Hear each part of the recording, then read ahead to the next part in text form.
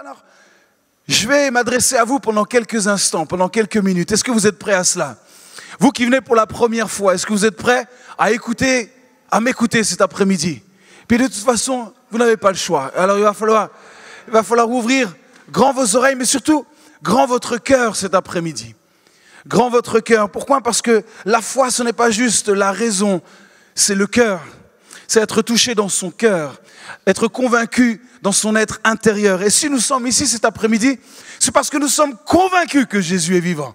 C'est pas juste, on pense que peut-être un jour il a vécu et un jour peut-être il est ressuscité. Nous sommes convaincus qu'il est vivant. Pourquoi? Parce que nous avons goûté à la vie de la résurrection. Nous vivons cette vie de résurrection et c'est ça qui est extraordinaire. Alors, j'aimerais vous donner le titre de mon message pour vous cet après-midi. Que pensez-vous de cette histoire? C'est ma question. Que pensez-vous de cette histoire? Et j'aimerais qu'on lise une histoire justement qui se trouve dans l'évangile de Matthieu chapitre 21 et au verset 28. Si toutefois vous n'avez pas de Bible, vous pourrez suivre sur l'écran qui est juste derrière. Et j'aimerais qu'on fasse cette lecture ensemble. Matthieu chapitre 21 et au verset 28. Et cela commence comme ceci, c'est Jésus lui-même qui parle et qui dit « Que pensez-vous de cette histoire ?» Que pensez-vous de cette histoire? Un homme avait 2 fils et s'adressant au premier, il dit « Mon enfant, va travailler aujourd'hui dans ma vigne. » Il répondit « Je ne veux pas. » Ensuite, il se repentit et finalement il alla. S'adressant à l'autre fils, il dit la même chose et ce fils répondit « Oh, je veux bien, Seigneur. » Et finalement, il n'alla pas. Alors, lequel des 2 a fait la volonté du Père? Jésus leur pose la question, lequel des 2 a fait la volonté du Père? Et ils répondirent, le premier. Et Jésus leur dit, je vous le dis en vérité, les publicains et les prostituées vous devanceront dans le royaume de Dieu. Car Jean est venu à vous dans la voie de la justice et vous n'avez pas cru en lui. Mais les publicains et les prostituées ont cru en lui. Et vous, qui avez vu cela, vous ne vous êtes pas ensuite repentis pour croire en lui. Que pensez-vous de cette histoire? Que pensez-vous de cette histoire? Ce qui ressort rapidement de cette parabole de Jésus, c'est premièrement que le Père, on voit que le Père, qui est Dieu, le Père, a une volonté. Et j'aimerais que vous puissiez entendre cela cet après-midi. Dieu a une volonté. Dieu a des désirs. Et là, il l'exprime clairement. Pourquoi? Parce qu'il nous est dit dans cette parabole que Dieu parle. Ça, c'est une bonne nouvelle, les amis. Dieu parle. Tout le monde n'est pas convaincu encore de cela. Ça va venir. Dieu parle. Et quand il parle clairement. Et il aimerait s'adresser à chacun d'entre nous avec clarté cet après-midi. Et il s'adresse pour chacun de ses fils. Vous voyez? Il n'y a pas de favoritisme non plus avec Dieu. Il s'adresse à chacun. Et le petit détail que j'aime ici, c'est qu'il s'adresse à chacun en leur disant la même chose. Vous voyez, Dieu s'adresse au monde entier. Dieu s'adresse à nous tous ici de la même manière. Bien qu'il connaisse chacune de nos vies individuellement et personnellement et intimement, cependant Dieu s'adresse à nous, à chacun d'entre nous, peu importe d'où nous venons, avec le même message, avec le même discours, avec la même volonté. Alors ce qu'on voit dans cette parabole, c'est qu'un des fils commence avec la mauvaise réponse. Il a dit non, je ne veux pas. Il n'a pas dit d'ailleurs je ne peux pas. Il a dit je ne veux pas. Puis finalement, il nous a dit, il s'est repenti et il est allé. Et puis il y a le deuxième qui a dit mais oui, bien sûr, j'irai pour te servir, bien sûr. Puis finalement, il n'est pas allé. Donc, un commence avec la mauvaise réponse et finit avec la bonne attitude. Et puis l'un commence avec la bonne réponse, mais finit avec la mauvaise attitude. Nous reviendrons dans quelques instants sur cette parabole. Aujourd'hui, nous célébrons quoi? Nous célébrons la résurrection de Jésus-Christ. Il est vivant, on l'a proclamé, on l'a chanté et on l'a déclaré tous ensemble. Mais j'aimerais vous poser cette question aujourd'hui. Que pensez-vous de cette histoire de la résurrection de Jésus? Que pensez-vous de cette histoire réellement? Ça fait 2000 ans qu'on célèbre la résurrection de Jésus. 2000 ans. Que chaque année, à Pâques, nous célébrons sa victoire. Alors on la célèbre bien sûr tous les jours d'une certaine manière, mais particulièrement en ce jour. Que pensez-vous de cela aujourd'hui? Célébrer la victoire d'un homme qu'on n'a jamais vu, qui est né il y a 2000 ans. Et puis 2000 ans plus tard, les gens sont encore en train de célébrer sa victoire. Comme nous aujourd'hui, au 21e siècle, on est encore là, en train de dire, il est vivant! C'est extraordinaire! Et nous ne sommes pas les premiers à le faire. Ça fait 2000 ans que ça dure. 2000 ans que ça dure.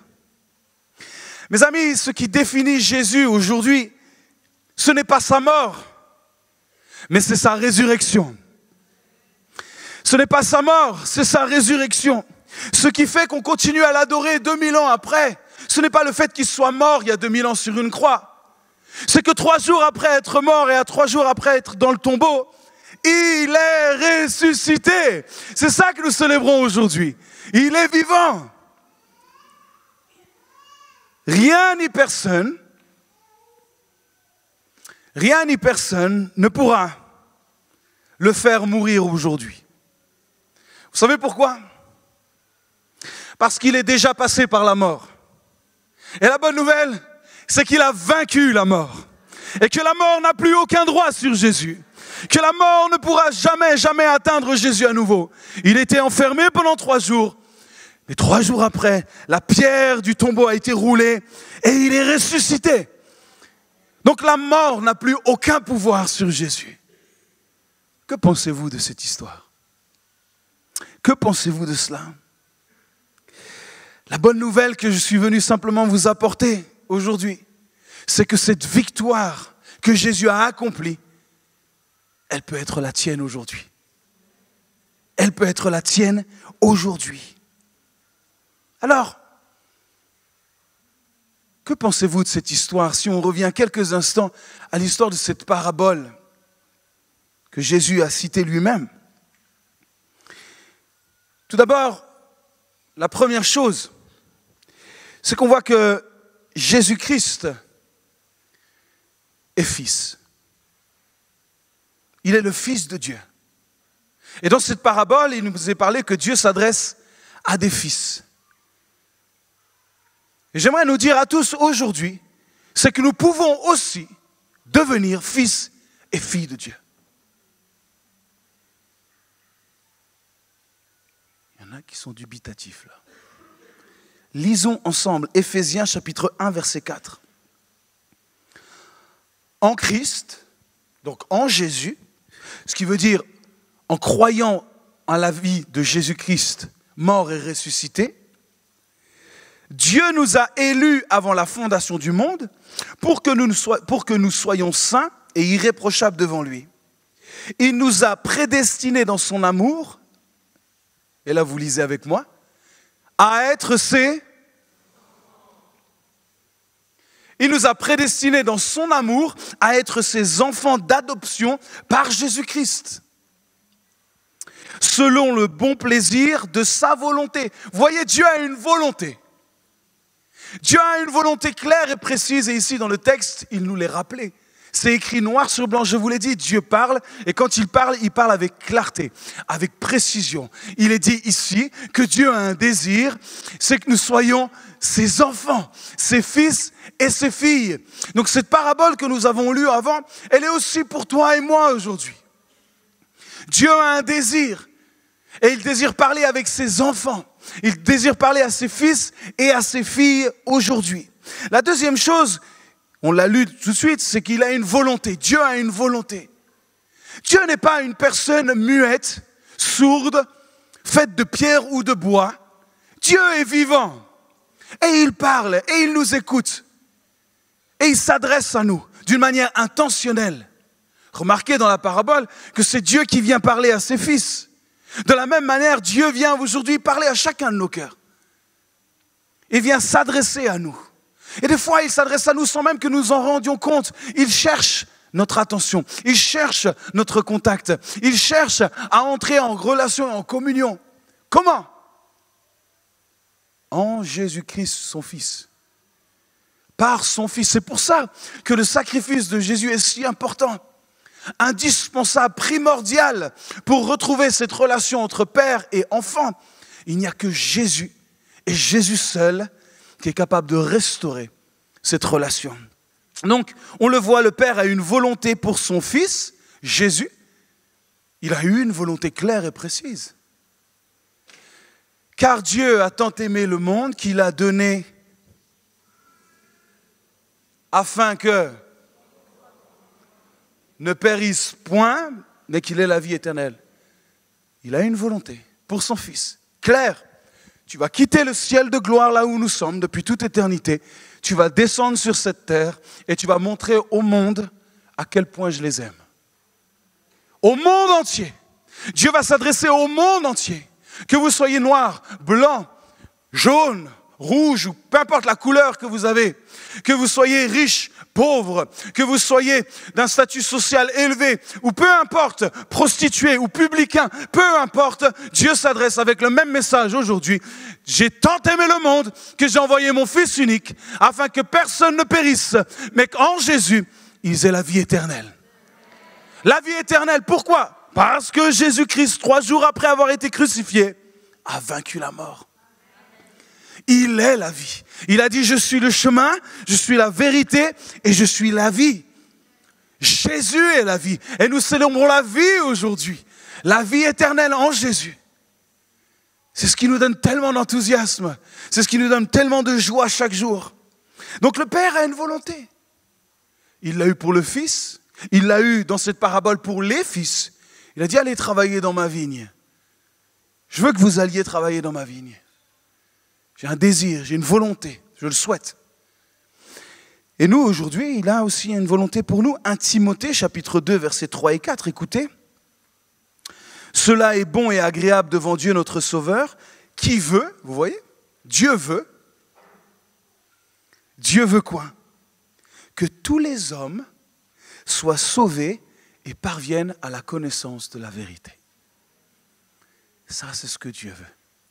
Que tous les hommes ici dans ce lieu soient sauvés, toutes les femmes ici soient sauvées et parviennent à la connaissance de la vérité. Ça, c'est le désir de Dieu.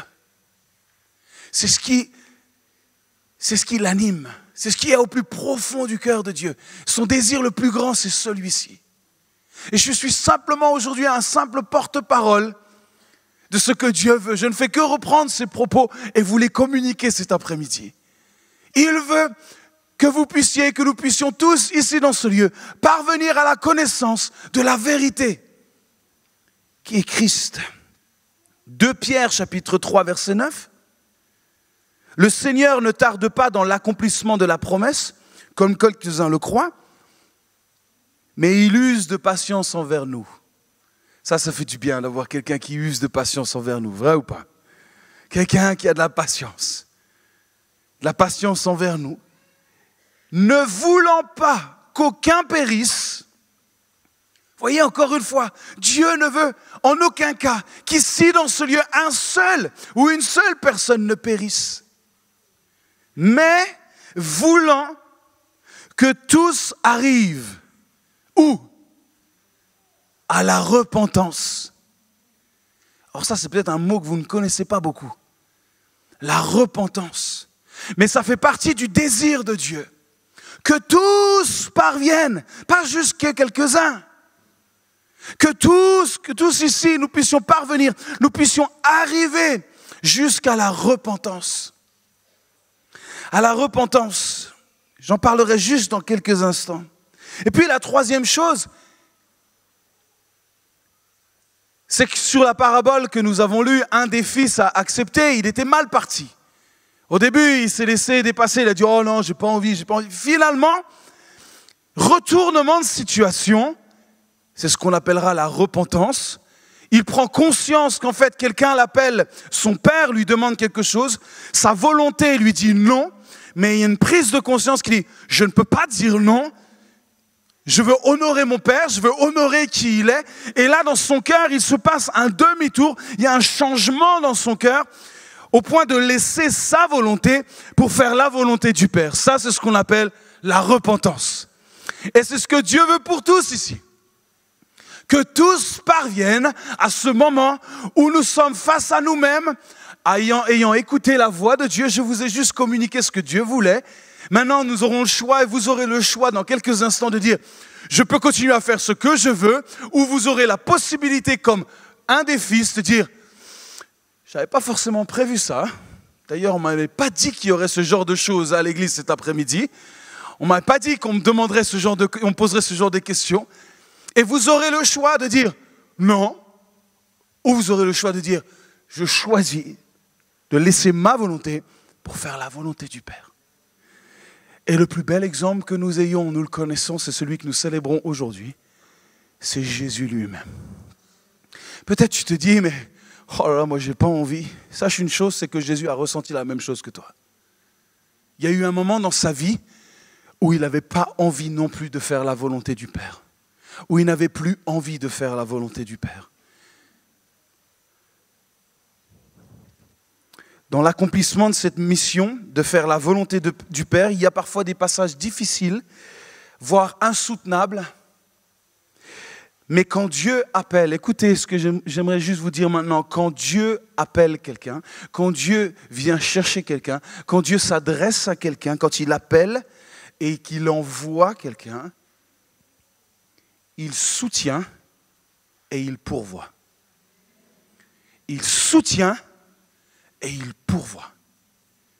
Et quand tu expérimentes le soutien et la provision de Dieu, tu n'as qu'un désir, c'est de continuer à lui obéir.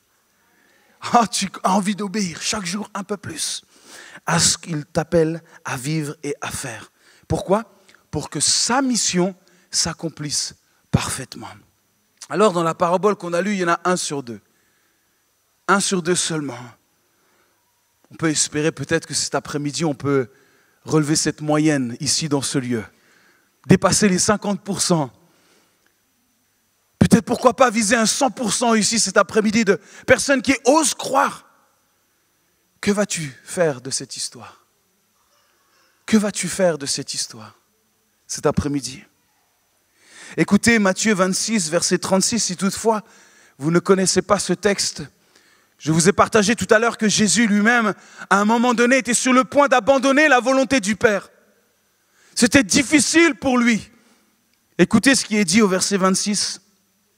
Jésus alla avec eux dans le lieu appelé Gethsémane et il dit aux disciples, « Asseyez-vous ici pendant que je m'éloignerai pour prier. » Il prit avec lui Pierre et les 2 fils de Zébédée et il commença à éprouver de la tristesse et des angoisses. Si toutefois vous éprouvez encore aujourd'hui de la tristesse et des angoisses, sachez que Jésus comprend tout à fait ce que vous vivez. Mais cela ne doit pas vous empêcher de vivre la volonté du Père. Jésus a expérimenté la tristesse, l'angoisse, à tel point, il n'est pas dit ici dans le texte, mais à tel point que sa sueur s'est transformée en grumeaux de sang. Ce qui est, point de vue médical, tout à fait plausible. Suite à un stress très très intense, il est possible que notre sueur se transforme en sang. Personnellement, je n'ai jamais expérimenté cela, j'espère ne jamais vivre cela. Mais je sais que mon Seigneur et mon Sauveur l'a expérimenté. Il est passé par là lui aussi. Alors il dit, mon âme est triste jusqu'à la mort. Et peut-être cet après-midi, ton âme est triste jusqu'à la mort. Peut-être que tu regardes à ta vie passée, à ta vie présente et surtout ton avenir, tu n'as qu'une envie, c'est de t'enterrer. C'est de dire, mais il n'y a pas d'espoir, tout est sombre devant moi. Je ne vois rien de positif devant. Il n'y a rien qui me donne goût à la vie. Jésus est passé par là. Jésus a ressenti ce que toi tu peux ressentir, multiplié par plusieurs milliards. Puisqu'il a porté l'angoisse, la tristesse, le péché, le châtiment de l'humanité entière. Imagine ce que toi tu as pu ressentir multiplié par des milliards et des milliards et des milliards. C'est ce que Jésus a ressenti à ce moment-là dans le jardin de Gethsémani. La mort était là. La mort rôdait. La mort était sur le point de l'écraser. La mort l'environnait de toutes parts. Jésus était là. Et il dit, restez ici s'il vous plaît, veillez avec moi. On imagine qu'il a eu besoin de soutien à ce moment-là dans sa vie. Puis, ayant fait quelques pas en avant, il se jeta sur sa face et pria ainsi. Et j'aimerais te dire que là, tout se joue. Quand vient l'angoisse, quand vient la crainte, quand vient la peur, quand vient la tristesse, il y a une seule chose qui peut faire la différence. C'est de te jeter à terre, de te mettre sur tes genoux et de t'adresser à celui qui te connaît. Celui qui t'a créé, qui connaît ton passé, ton avenir et ton présent. C'est à lui qu'il faut s'adresser. C'est lui qui a voulu que tu sois sur cette terre. Alors tu as le droit de t'adresser à lui. Et c'est ce que Jésus a fait. Et il a prié ainsi, mon Père. Vous voyez, Jésus savait très bien qui il était. Il était fils. Mon Père. Je ne sais pas comment tu pries, mais c'est important qu'à partir d'aujourd'hui, tu puisses commencer par prier. Père. Et pas simplement, toi qui es là-haut quelque part. Toi dont j'ai entendu parler. Toi peut-être si tu existes. Oh grand esprit. Non.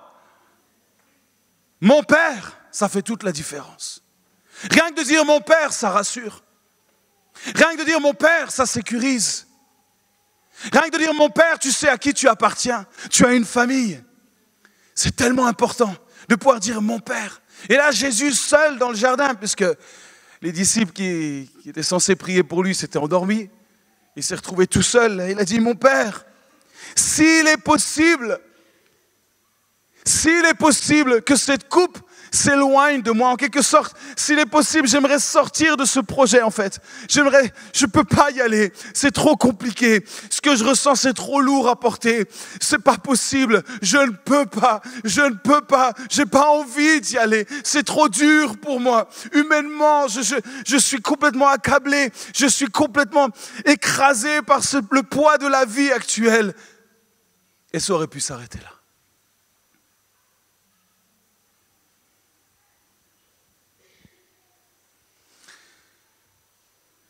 Mais cependant, Jésus n'a pas arrêté sa prière ici. Jésus a continué. Et écoutez ce qu'il a dit. Toutefois, non pas ce que je veux, mais ce que tu veux. Non pas ce que je veux, mais ce que tu veux. Jésus savait que le Père avait une volonté pour lui. Et tu dois en être convaincu que Dieu a des projets pour toi, il a des désirs pour toi, il te connaît et il veut que tu parviennes à la connaissance de la vérité en acceptant le sacrifice de Jésus, son Fils, qui démontre à quel point il t'aime. Ça, c'est le plus grand projet que Dieu a pour toi, te faire découvrir son amour au travers du sacrifice de son Fils et de la résurrection qui donne la vie. Et c'est ce qui s'est passé à ce moment-là. Jésus a dit, toutefois, non pas ce que je veux, mais ce que tu veux. Cette déclaration, cette prière à ce moment-là dans le jardin seul, parce que c'est une décision que nous prenons seuls, et que tout à l'heure, vous aurez l'occasion de pouvoir répondre à cette question, seul avec Dieu. Jésus dans le jardin, en priant de nouveau, dit, Seigneur, non pas ma volonté, mais la tienne. Qu'est-ce que cela lui a permis? De pouvoir poursuivre sa mission. De pouvoir continuer sa mission. Et peut-être pour toi aujourd'hui, ça sera le moyen de commencer à entrer dans la volonté de Dieu pour toi. Ça sera la porte d'entrée. Et on l'a vu, c'est la repentance, la porte d'entrée. C'est la porte qui te permet d'entrer dans la volonté de Dieu. Et la bonne nouvelle, comme on l'a vu avec Jésus, c'est que sur le passage, il y aura des moments difficiles. Et nous qui sommes chrétiens depuis quelques années, on le sait, on n'est pas épargnés des difficultés et des souffrances. Jésus ne l'a pas été, pourquoi nous on le serait? Par contre, Jésus nous a montré ici que c'est possible de pouvoir poursuivre notre mission. Pourquoi? Parce que Dieu est un Dieu qui soutient et un Dieu qui pourvoit. Dieu est un Dieu qui soutient et un Dieu qui pourvoit. Il pourvoit et il continuera à pourvoir. Avant d'aller et de vivre la résurrection, il va passer par la croix. Et puis même avant la croix, il va passer par le mépris, il va passer par les insultes. Et on va venir lui arracher la barbe, on va venir lui arracher les cheveux, on va l'insulter, on va lui cracher au visage, on va le regarder, on va dire mais qui es-tu? On va le mettre nu, on va lui arracher sa tunique. Et il va continuer sa mission, il va poursuivre sa mission. Comment est-ce possible? Parce que Dieu est soutien, Dieu est pourvoit. Dieu l'a porté. Et puis, il va mourir sur cette croix. Il va mourir avec une couronne d'épines sur la tête, avec des mains et des pieds cloués, avec un corps complètement lacéré, déchiqueté par ce fouet romain qui est venu complètement déchiqueter son corps. Ce fouet romain, c'est ces lanières en cuir avec des petits os à l'extrémité pour faire en sorte qu'au moment où le fouet venait toucher la chair et que le fouet était retiré, la chair puisse être aussi enlevée.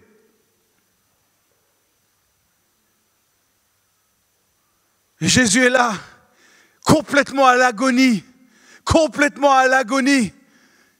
avec cette couronne qu'on a mise sur sa tête en disant, tiens, c'est toi le roi des Juifs, cette couronne qui représentait la couronne de malédiction, il l'a prise sur sa tête. Et les clous sont venus pénétrer ses mains, ses pieds, et puis on est venu percer son côté pour s'assurer qu'il était bien mort. Et puis on a pris son corps et puis on l'a déposé dans le tombeau. Ce corps complètement déchiqueté, ce corps complètement presque décomposé par la souffrance. Et puis un jour est passé, 2 jours sont passés. Et au troisième jour,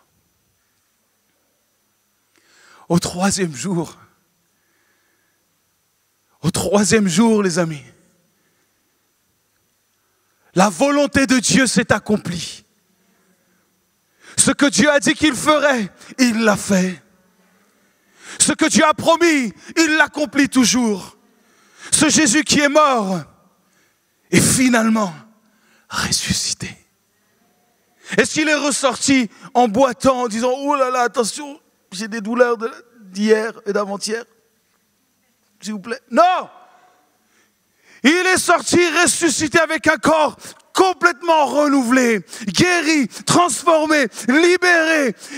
Jésus mort n'est plus le même. Jésus est ressuscité aujourd'hui et il est la vie. Et cette vie est pour toi et pour nous aujourd'hui. Mais je ne vous apprends rien. Pour qu'il y ait une résurrection, il faut qu'il y ait une.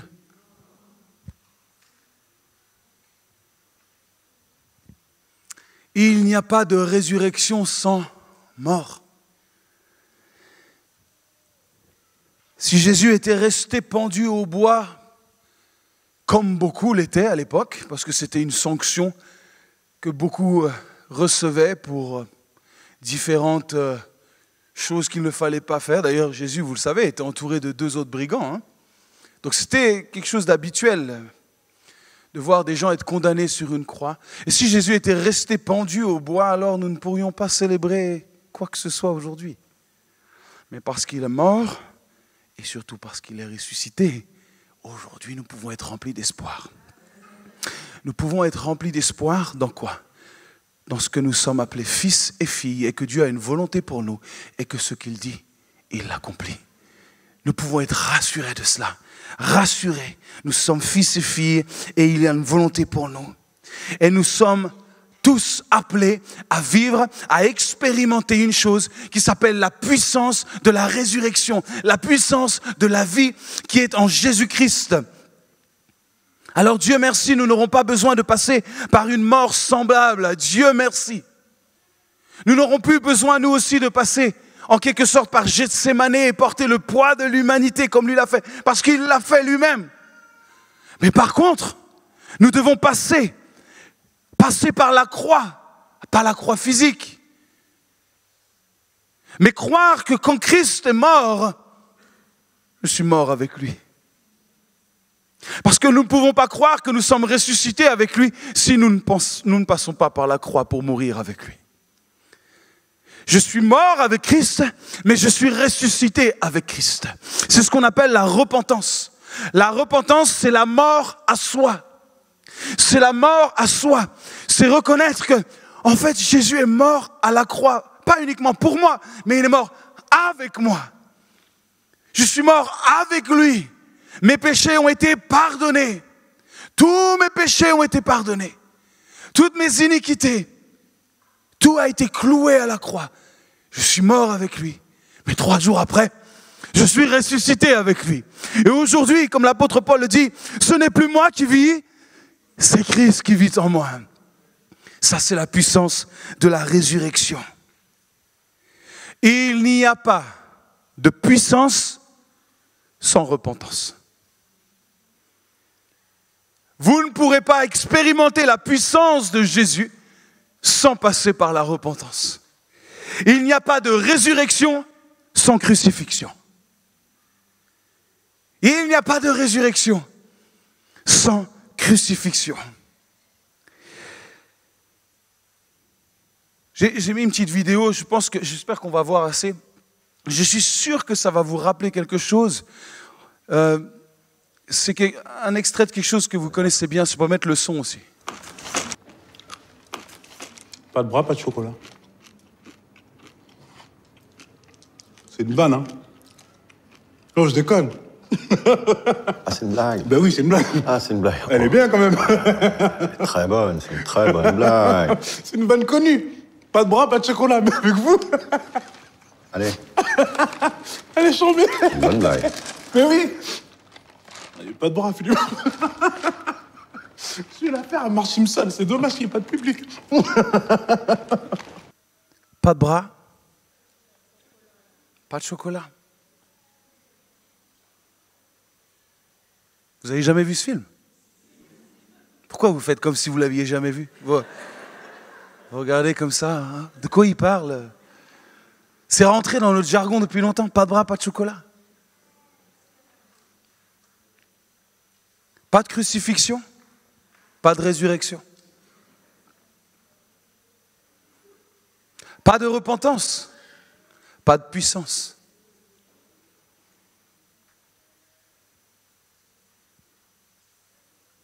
Mais il a mis ses bras, ses pieds, sa vie entière sur une croix. Pourquoi? Pour que tu puisses découvrir la puissance de la vie, la puissance de la résurrection. Pourquoi? Pour que ta vie trouve un sens. Comment? En étant fils et fille du Dieu qui t'a créé. Chaque jour te lever et te dire je suis dans la volonté du Père est la chose la plus sécurisante avec laquelle tu pourras vivre chaque jour. C'est cela qui te permettra de continuer, de traverser et de vivre la puissance de la volonté de Dieu. Alors, que pensez-vous de cette histoire?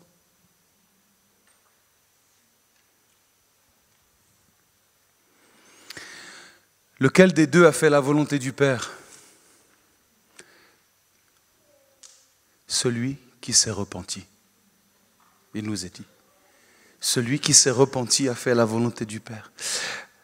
La seule manière d'expérimenter la puissance et la résurrection qu'il y a en Jésus-Christ, la puissance de vie, c'est de se repentir. J'aimerais pouvoir vous dire autre chose.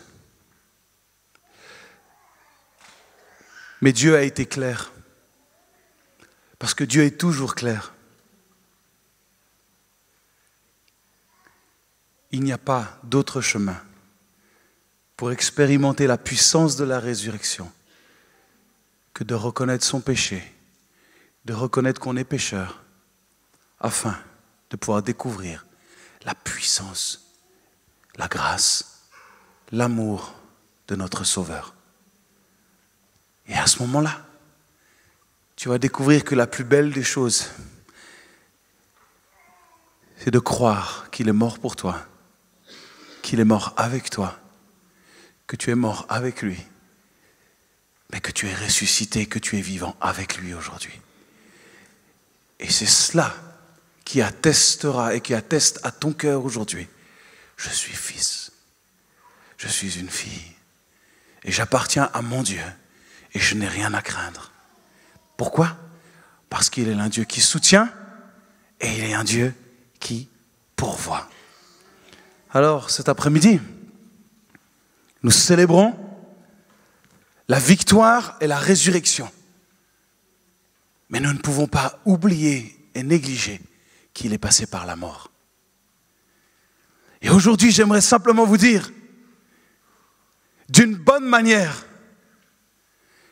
que si vous voulez expérimenter la vie, il vous faudra aussi passer par la mort. La mort en Jésus. Vous n'aurez pas à subir tout ce qu'il a subi parce qu'il l'a fait pour vous. Mais par contre, vous pourrez croire que tout ce qu'il a fait, il l'a fait pour toi. Il l'a fait pour vous. Il l'a fait pour le monde entier. Et à partir du moment où tu t'appropries cela, alors, tu recevras la puissance du pardon, la puissance de guérison et de restauration. Et tu pourras marcher avec l'assurance que Dieu est toujours avec toi. Pourquoi? Parce qu'il est vivant. Et ça fait 2000 ans qu'il est vivant. Et personne ne pourra l'enlever de son trône. Il est assis à la droite du Père. Et Dieu lui a donné le nom au-dessus de tous les autres noms. Le nom de Jésus. Il lui a donné toute autorité face à toutes les principautés et les autorités de ce monde. Le nom de Jésus est celui qui règne. Jésus est Seigneur des seigneurs. Et il est roi des rois. Regardez-moi, laissez la chorale, elle arrive. Je sais, ils sont beaux, ils sont magnifiques. Écoutez ce que je dis maintenant.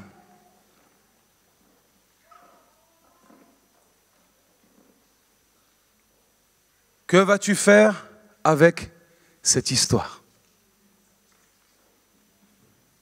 Que vas-tu faire avec cette histoire? Et je sais que cette question va résonner et résonne déjà dans le cœur de bien des personnes cet après-midi. Que vais-je faire avec cette histoire? Maintenant qu'on m'a dit que quelqu'un m'aimait et quelqu'un était mort pour moi, qu'est-ce que je vais faire avec cette histoire? Si moi, j'apprends que quelqu'un est mort pour moi et que si je vis aujourd'hui, c'est parce que quelqu'un m'a donné sa vie pour moi, mais je n'aurai qu'un désir, c'est de connaître cette personne. Dire où est cette personne? Que je puisse au moins lui dire bonjour, que je puisse au moins la saluer, au moins la remercier. Et le jour où moi, personnellement, j'ai accepté Jésus-Christ dans mon cœur, j'ai accepté de reconnaître que j'étais un pécheur et que j'avais besoin d'un sauveur. Ce jour-là, j'ai pu m'adresser à lui. J'ai pu rencontrer Dieu grâce à son Fils Jésus-Christ. Et j'ai pu lui dire, Père, merci. Père, merci. J'ai pu l'appeler Père pour la première fois. Je dis, Père, merci. Parce que tu as donné ton Fils unique. Afin que moi aussi, aujourd'hui, je puisse faire partie de cette famille. Et que puisse aussi être accueilli comme un de tes fils par adoption. Merci d'avoir donné notre grand frère Jésus-Christ comme l'exemple à suivre. Merci de m'avoir révélé Jésus.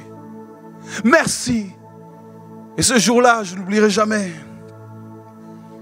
Ce jour-là, j'ai expérimenté la puissance de la résurrection.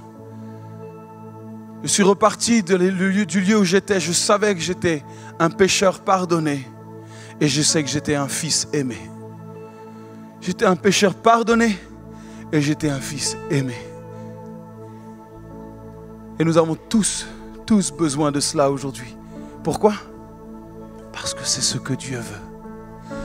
Et il nous a créés exactement pour que nous sachions que nous sommes aimés, désirés par lui, choisis par lui, pour vivre sa vie